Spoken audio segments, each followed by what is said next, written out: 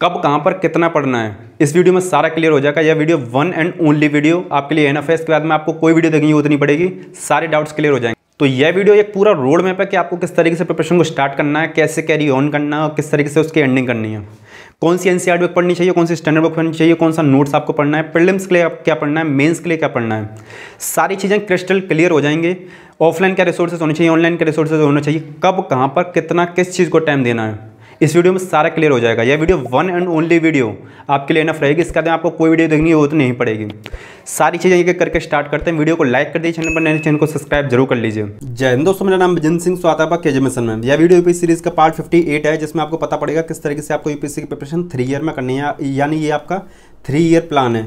जो student 12th के बाद में प्रिपरेशन करना चाहते हैं तो किस तरीके से बेस्ट वे में कर सकते हैं, और जो स्टूडेंट 9, 10, 11, 12th में हैं तो ये उनके लिए 5 ईयर प्लान होने वाला है। आगे बताया जाएगा कि वो किस तरीके से कर सकते हैं। आपको बताया जाएगा 12th के बाद में आपको क्या करना है, कैसे स्टार्ट करना है, जीरो लेवल से प्रिपरेशन को किस तरीके से करना है, क्या book list strategy road map क्या होना चाहिए, स्मार्ट स्टडी टिप क्या रहनी चाहिए। यह वीडियो आपकी पूरे यूट्यूब पर मोस्ट सेटिस्फाइंग वीडियो में से एक होने वाली है, जिसमें आपको एक बेहतर तरीके से एक 3 ईयर का प्लान पता पड़ेगा। क्योंकि आपको इस वीडियो को बाद में आपकी लाइफ चेंज होने वाली है, तो ये आपके लिए डिसीजन मेकिंग वीडियो होने वाली है। तो वीडियो को शुरू से लेकर अंत तक पूरा देखें एक संतुष्टि के साथ में। तो सबसे पहले पॉइंट के बारे में बात करते हैं कि आपको 12th के बाद में आखिर करना क्या है। तो इसको मैंने 3 फेज में डिवाइड किया, यानी 3 चीज़ में डिवाइड किया। पहला, ग्रेजुएशन का सिलेक्शन कैसे करना है। तो देखिए, ग्रेजुएशन का सिलेक्शन करने के लिए 2 चीज़ होती हैं। पहला, या तो आप रेगुलर प्रिपरेशन कर सकते हैं, रेगुलर पढ़ाई करके प्रिपरेशन कर सकते हैं, या प्राइवेट पढ़ाई करके प्रिपरेशन कर सकते हैं। तो जब आप रेगुलर पढ़ेंगे तो आप क्या करेंगे, देखिए ग्रेजुएशन को आराम से फॉलो करेंगे। ग्रेजुएशन यानी आपका जो भी कॉलेज होगा उसमें आएंगे जाएंगे, आना जाना होगा आपका, वहाँ पे पढ़ाई करेंगे वो सारी चीज़ें। दूसरा, आप उसको बेटर वे में एंजॉय कर सकते हैं, साथ में अपनी प्रिपरेशन कर सकते हैं। एक तो तरीका ये हो सकता है, ठीक है। दूसरा तरीका, आप अगर प्राइवेट करेंगे तो प्राइवेट में क्या होता है, केवल एग्जाम देने जाना होता है, अटेंडेंस वगैरह की दिक्कत होती नहीं है। आप इग्नू वगैरह से भी कर सकते हैं, या इधर उधर के जो प्राइवेट कॉलेज होते हैं आपकी जानकारी के होंगे, वहाँ से आप कर सकते हैं। इसमें क्या होगा, आप या तो घर पर रहकर अपनी सेल्फ स्टडी कर सकते हैं, ठीक है, या कहीं बाहर रूम लेकर रूम पर सेल्फ स्टडी कर सकते हैं, या कोचिंग वगैरह लेना होता है तो आप वो भी ले सकते हैं दिल्ली में, या आपके यहाँ पे जो भी सेंटर हो उससे ले सकते हैं। तो सबसे पहला डिसीजन आपका यही होना चाहिए कि 12th के बाद में ग्रेजुएशन का सिलेक्शन किस तरीके से करना, रेगुलर या प्राइवेट, क्लियर कर दिया यहाँ पे। दूसरी चीज़, ग्रेजुएशन तो हमने चुन लिया, उसमें आपको किस तरीके से पढ़ाई करनी है, ठीक है, ये भी इंपॉर्टेंट चीज़ है। आपको अपने ग्रेजुएशन को एंजॉय करना है या केवल टाइम पास करना है। तो देखिए, अगर आप ग्रेजुएशन को एंजॉय करेंगे तो उसमें क्या होगा, अगर आप अच्छे तरीके से स्टडी करेंगे तो हो सकता है जो जॉब आपके ग्रेजुएशन के बाद में आप जिसके लिए कैपेबल हों, जिसके लिए एलिजिबल हों, उसको आप ले लें और उसके साथ में यूपीएससी की प्रिपरेशन करें। एक तो ये तरीका है जो कि बहुत बेहतर है, बहुत अच्छा मानता हूँ मैं इसको। चाहे आप बीए करें, बीएससी करें, बीटेक करें, एमबीबीएस करें, कुछ भी करें, मानना ये है एक जॉब ले लें, उसके साथ में यूपीएससी की प्रिपरेशन करें, अच्छे बेटर वे में होगी। दूसरी चीज़, अगर आप केवल टाइम पास करके ग्रेजुएशन करना चाहते हैं, अगर आपके पास मम्मी पापा के पास कोई दिक्कत नहीं है, फाइनेंशियल कोई दिक्कत नहीं है, पैसों की कोई दिक्कत नहीं है, तो आप टाइम पास ग्रेजुएशन वगैरह करके अपनी प्रिपरेशन को आराम से करते रहें, यूपीएससी की प्रिपरेशन करते रहें, साथ में इधर उधर के जो एग्जाम हों यूपीएससी के लेवल के, स्टेट पीसीएस के लेवल को, उनको भी देते रहें। और क्योंकि आपके पास फाइनेंशियल कंडीशन ठीक है, प्रॉब्लम नहीं है, और कुछ भी कर लें ग्रेजुएशन में, कोई दिक्कत नहीं है। बीए, बीएससी, बीटेक, एमबीबीएस, वो आपके ऊपर है। और ऊपर मैंने बता दिया किस तरीके से आपको प्राइवेट करना है या ग्रेजुएशन करना है। तो ये है आपको स्टडी किस तरीके से करनी है, सीरियस या केवल टाइम पास। तीसरी चीज़ जो ग्रेजुएशन में करना होता है कि सब्जेक्ट्स का सिलेक्शन कैसे करना होता है। देखिए, मैं स्टेप बाय स्टेप आ रहा हूँ। पहले हमने क्या किया है, ग्रेजुएशन को सेलेक्ट किया है, ठीक है। उसके बाद में सेलेक्ट करने के बाद में पढ़ाई का लेवल क्या रखना है, किस तरीके से पढ़ाई करनी है। अब पढ़ाई में भी सब्जेक्ट क्या चूज करने, तो इसलिए मैंने स्टेप बाय स्टेप इसको डिकोड किया है। नहीं मिलेगा आपको पूरे यूट्यूब पर इस तरह की सारी वीडियो, इसलिए मैं आपको पहले ही बोला था ये मोस्ट सेटिस्फाइंग वीडियो में से एक होने वाली है। ये सारी चीज़ें बहुत ही कम आपको लोग गाइड करते हैं। अब देखिए, जो आपका सब्जेक्ट्स का सिलेक्शन होता है उसमें आप या तो आर्ट्स ले सकते हैं या साइंस ले सकते हैं। तो आर्ट्स में आपका क्या होता है, history, geography, economy, polity, society, psychology, और ये अदर जो भी सब्जेक्ट होते हैं वो सारे के सारे आपके आर्ट्स में आते हैं। 12th वाले स्टूडेंट जो आर्ट्स में के होंगे तो उनको पता होगा अच्छे से। अगर आप साइंस साइड से किए तो आपने फिजिक्स, केमिस्ट्री, मैथ, बायोलॉजी, ये सारे के सारे सब्जेक्ट चूज किए होंगे। आप ग्रेजुएशन में जाएंगे तो इनको भी चूज कर सकते हैं। अब बात आती है कि यूपीएससी में कौन कितना हेल्प करता है। तो देखिए, जो आर्ट्स वाले सब्जेक्ट हैं वो आपके जीएस में भी हेल्प करेंगे, और हो सकता है इनमें से आप कोई ऑप्शन चूज करते हैं तो उसमें भी हेल्प करेंगे। तो ये आपके लिए आर्ट्स वाला ज़्यादा बेनिफिशियल होगा। लेकिन इसके साथ में अगर आप कोई मैथ लेवल का जो एग्ज़ाम होता है या रीजनिंग लेवल का एग्ज़ाम होता है उसमें जॉब नहीं मिल पाएगी। अगर आपका पूरा 100% फोकस आपको केवल यूपीएससी देना है, इसके अलावा आपको कुछ नहीं देखना। मैथ आपके वीक है, बायोलॉजी वीक है, फिजिक्स केमिस्ट्री वीक है, तो आप आर्ट्स ले लीजिए और आर्ट्स में ही अच्छे तरीके से पढ़ाई करिए। बीए कर सकते हैं आप इसमें, या और जो भी चीज़ करना चाहते हैं तो उसके साथ में आप इसको कर सकते हैं, अगर आपकी मैथ फिजिक्स केमिस्ट्री वीक है तो। ठीक है, नेक्स्ट चीज़, अगर आपकी साइंस ठीक है या साइंस में पढ़ते हुए आ रहे हैं या आप ग्रेजुएशन में भी साइंस लेना चाहते हैं तो ये आपका यूपीएससी में हेल्प तो नहीं करेगा, बट अगर आप यूपीएससी में कोई ऑप्शनल चूज करते हैं फिजिक्स केमिस्ट्री मैथ बायोलॉजी में से, तो ये आपकी पक्का हेल्प करेगा। वहाँ पे ये आपके लिए बहुत ज़्यादा बेनिफिशियल हो सकता है अगर आप ऑप्शनल चूज करते हैं तो ये रेयर केस है। और लेकिन इसका बेनिफिट ये है कि आप जैसे मान लीजिए पुलिस की जॉब लेनी हो, आपको मैथ लेवल रीजनिंग लेवल के जो एग्जाम होते हैं उनकी आपको जॉब लेनी हो, तो उसमें ये फ़ायदा दे सकता है। टीचर वगैरह आराम से बन सकते हैं, होम ट्यूशन आराम से पढ़ा सकते हैं, तो इसमें बहुत ज़्यादा बेनिफिट हो सकता है। अब ये आपके माइंडसेट के ऊपर, आपके ज़रूरत के ऊपर, आपके इंटरेस्ट के ऊपर डिपेंड करता है कि आप किसको अपने दिमाग से चूज करते हैं। इसलिए मैंने बोला है choose wisely with your mindset, need and interest, क्योंकि लाइफ आपकी है, डिसीजन आपको संतुष्टि के साथ लेना है। मैं आपको एक गाइड कर सकता हूँ as a mentor, teacher, coach या ब्रदर, जो भी आप समझें। नेक्स्ट चीज आती है उन स्टूडेंट्स के लिए 10th के बाद में क्या करना चाहते हैं। तो देखिए मैंने बोला था 10th वाले स्टूडेंट्स के लिए हेल्प कर दूँ। देखिए 9th हो या 10th हो, इनको मैं एक क्लास मानता हूँ, 11th हो या 12th हो, इनको मैं एक क्लास मानता हूँ। यह पूरी जो स्ट्रेटेजी है इस वीडियो में वो 12th के बाद वालों की है। और 10th वालों के लिए मैं सिंपल सी चीज़ बता दूँ। देख, पहला फोकस रहेगा कि आपको 12th किस तरीके से करनी है। तो 12th आपको आर्ट्स से करनी है या साइंस आर्ट्स से करनी है, आर्ट्स लेना है या साइंस ऐड करना है। तो मैंने इसके लिए अच्छे से अभी यहाँ पे डिफाइन किया था कि आर्ट्स लेंगे तो आपको क्या बेनिफिट होंगे, साइंस लेंगे तो आपको क्या बेनिफिट होंगे। ये दोनों चीज़ मैंने यहाँ पे क्लियर कर दी, तो आप यहाँ से एक आइडिया लगा लेना। इस 10th वाले स्टूडेंट इसी हिसाब से इस चीज़ को चूज़ करना कि मैं आर्ट्स चूज़ करूँ या साइंस चूज़ करूँ।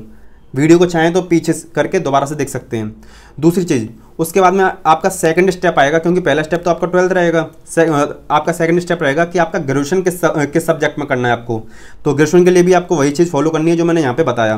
तो ग्रेजुएशन के लिए आपको ये 3 स्टेप बताए हैं कि ग्रेजुएशन का सिलेक्शन कैसे करना है, ग्रेजुएशन में आपको किस तरीके से स्टडी करनी है, और ग्रेजुएशन में आपको कौन सा सब्जेक्ट लेना है। तो मैं उम्मीद करता हूं कि आपको जो 10th वाले स्टूडेंट हैं उनको दिक्कत नहीं हो रही होगी। 9th हो, 10th हो, 11th हो या 12th हो, आप इनमें से किसी भी क्लास में हो, अभी आपका केवल एक ही फोकस है।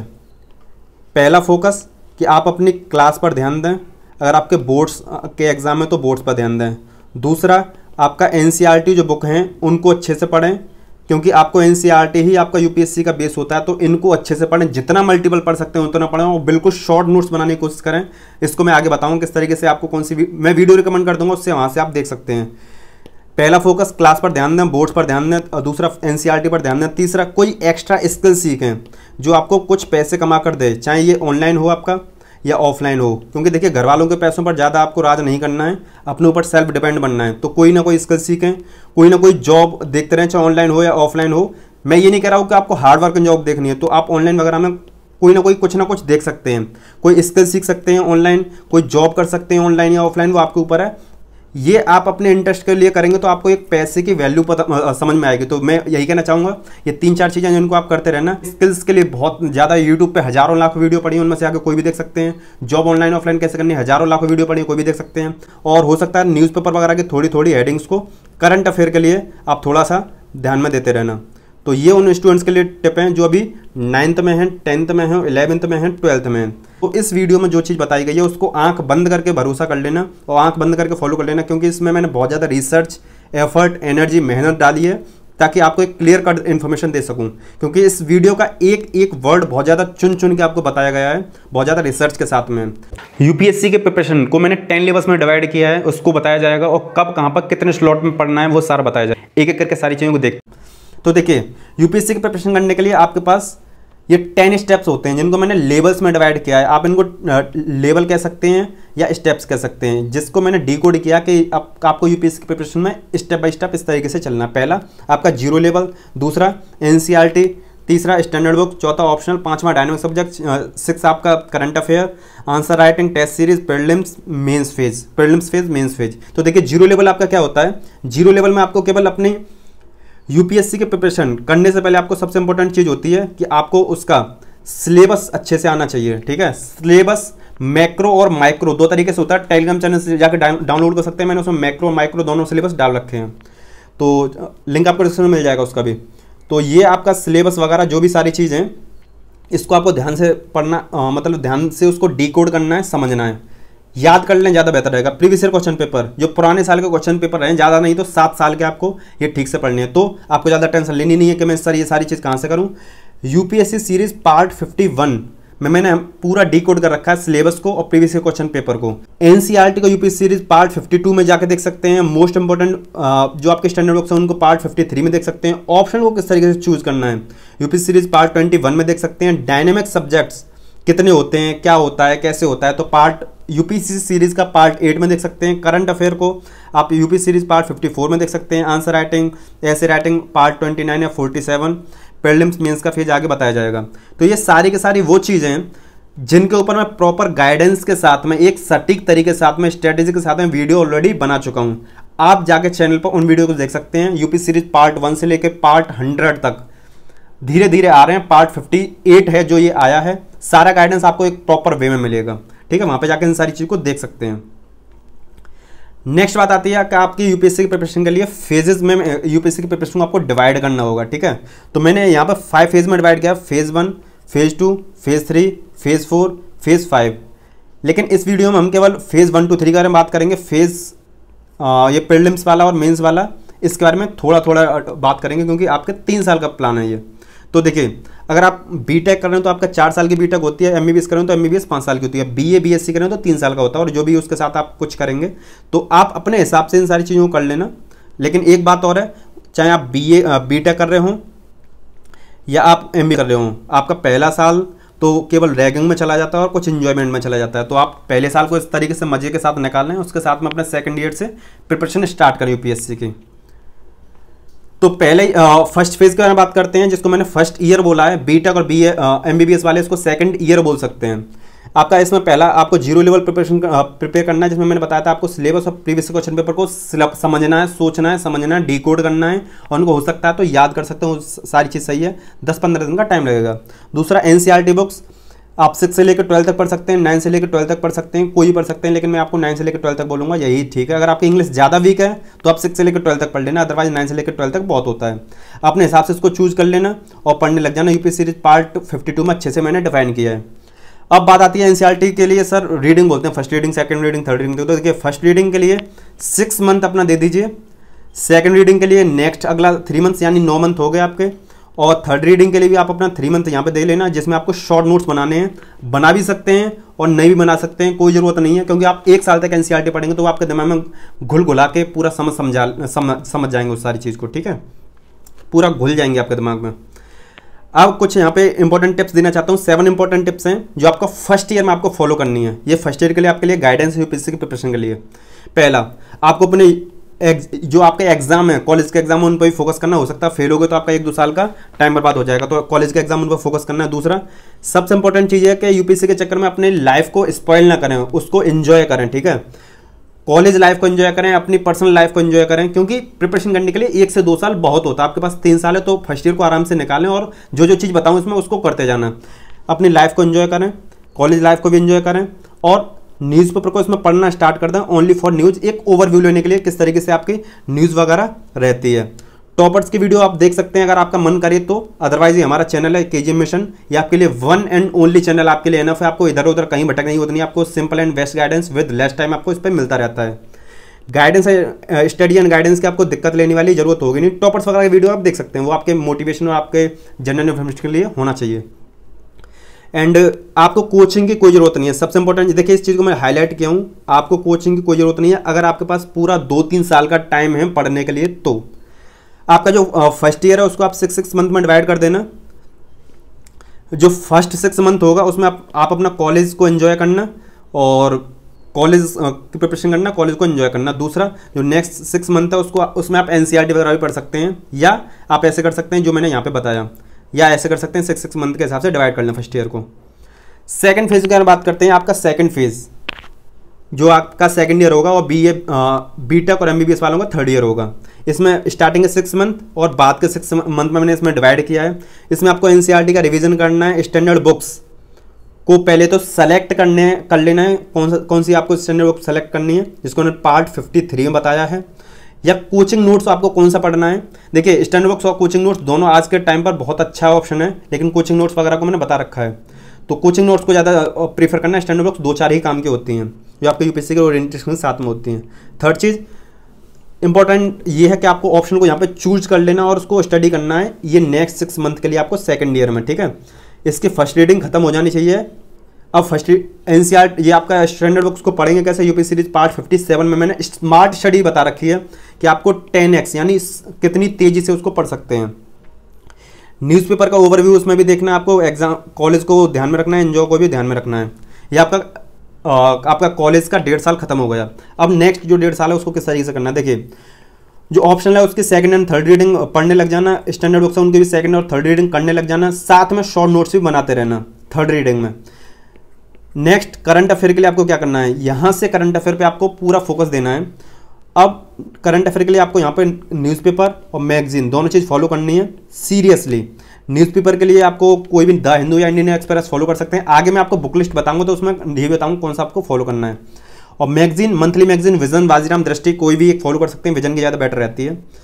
कुल मिला के कहने का मतलब ये है कि जो आपका सेकंड ईयर का लास्ट का सेमेस्टर होगा यानी 4th सेमेस्टर होगा, उसमें जनवरी जो आएगी, सेकंड ईयर की जो जनवरी आएगी वहाँ से आपको अपनी करंट अफेयर को अच्छे से स्टार्ट कर लेना है। टेस्ट सीरीज भी आप दे सकते हैं, टेस्ट सीरीज देना भी अच्छा रहेगा। आप 2 साल टेस्ट सीरीज देंगे, एक अपने सेकंड ईयर में एक थर्ड ईयर में, ये बहुत अच्छा रहेगा।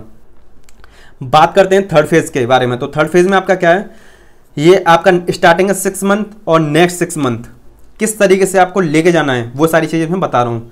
तो देखिए यहाँ पे आपको अपने एनसीईआरटी बुक्स, स्टैंडर्ड बुक्स के जो नोट्स बनाए हैं और या coaching notes, NCERT books, standard books या नोट्स, उनके नोट्स या कोचिंग के नोट्स, ऑप्शनल सब्जेक्ट्स उनके बुक्स या उनके नोट्स, उनको आपको अच्छे तरीके से अपने नोट्स के साथ में रिवाइज करना है।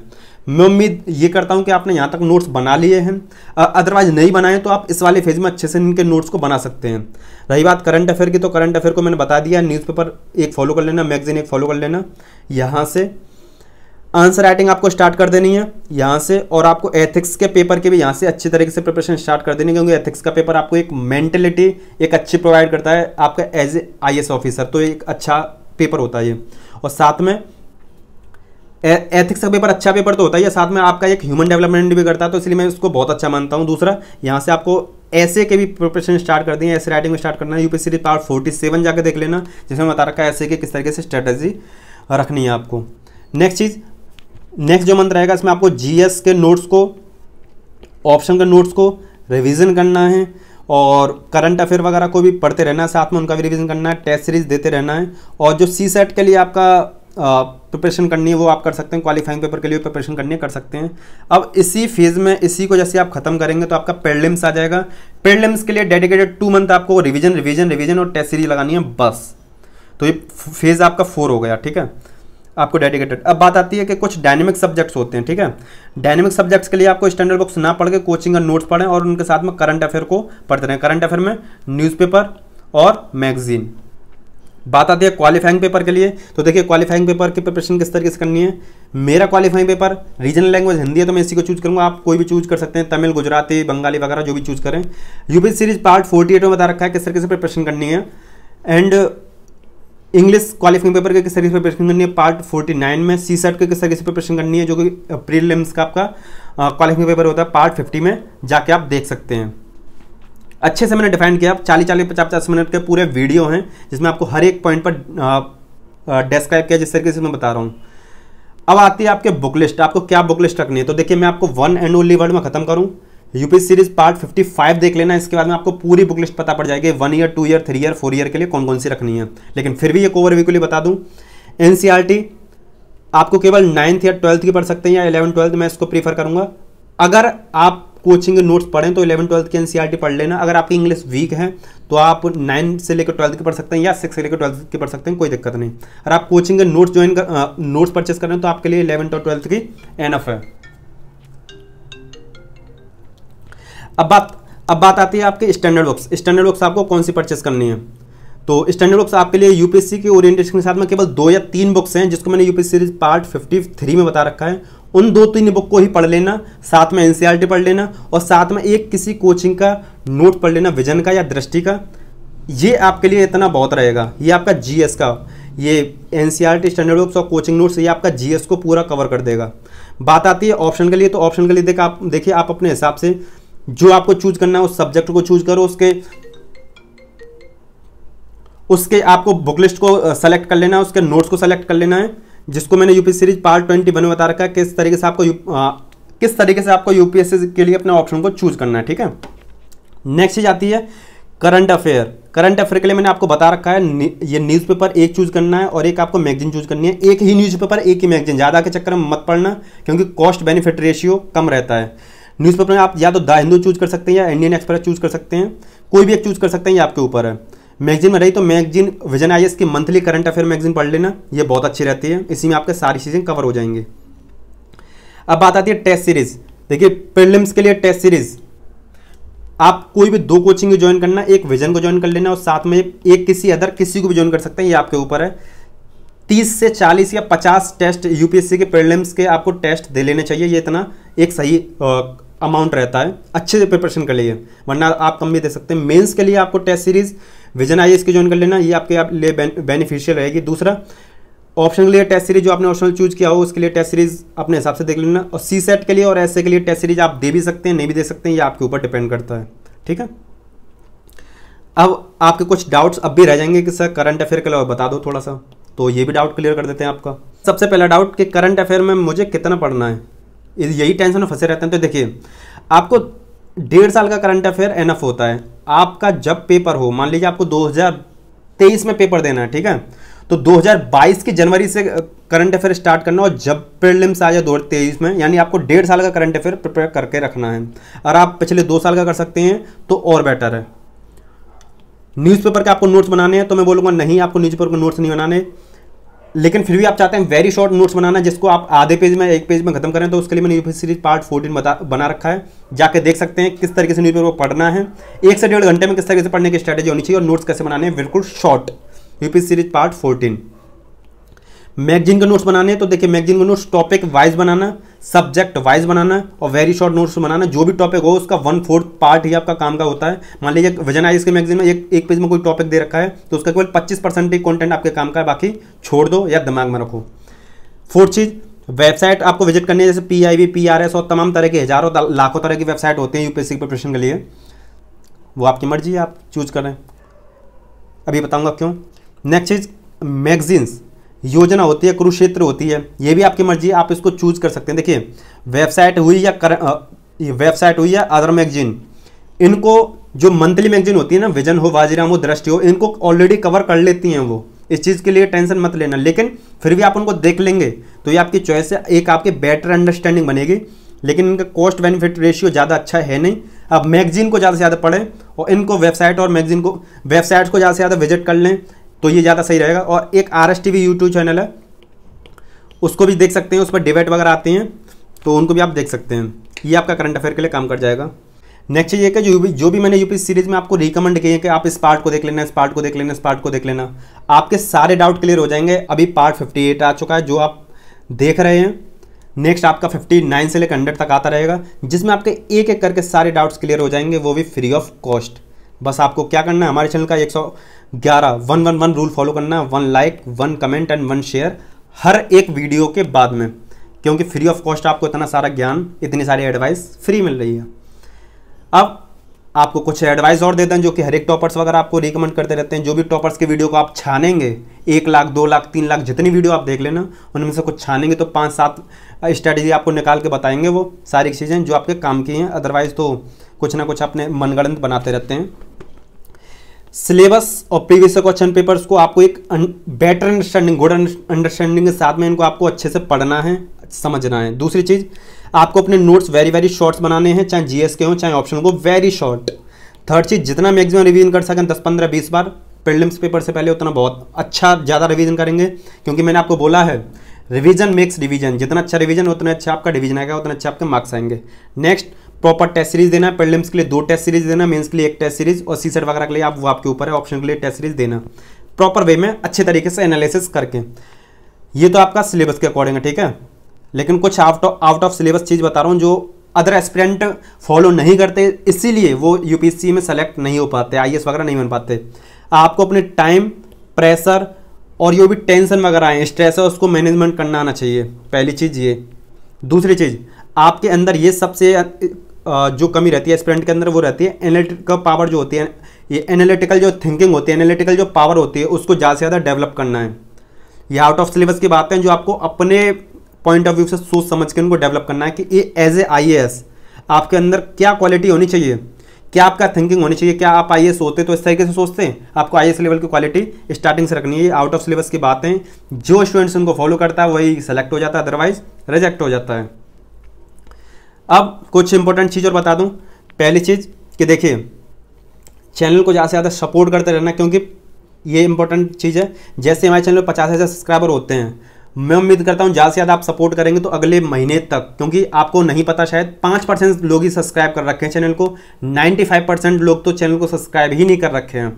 तो अगर वो सब्सक्राइब कर लेंगे तो एक महीने में आपके कम से कम 10 से 15,000 सब्सक्राइबर बढ़ जाएंगे। तो मैं उम्मीद करके चलता हूँ जैसे हमारे 50,000 सब्सक्राइबर होते हैं, 50,000 रुपये के नोट्स का आपको एक गिव अवे किया जाएगा, जो काफ़ी सारे स्टूडेंट्स की हेल्प करेगा। दूसरा, वीडियो को ज़्यादा से ज़्यादा शेयर करें और ज़्यादा से ज़्यादा चैनल को सपोर्ट करें। साथ में ये सारी की सारी आपको गाइडेंस है, ठीक है, एकदम फ्री ऑफ कॉस्ट है। पूरी सीरीज को देखना, आपके ये जितने भी कोचिंग में 1-2 लाख रुपए आप लगाते हैं वो सारा का सारा सेव कर सकते हैं।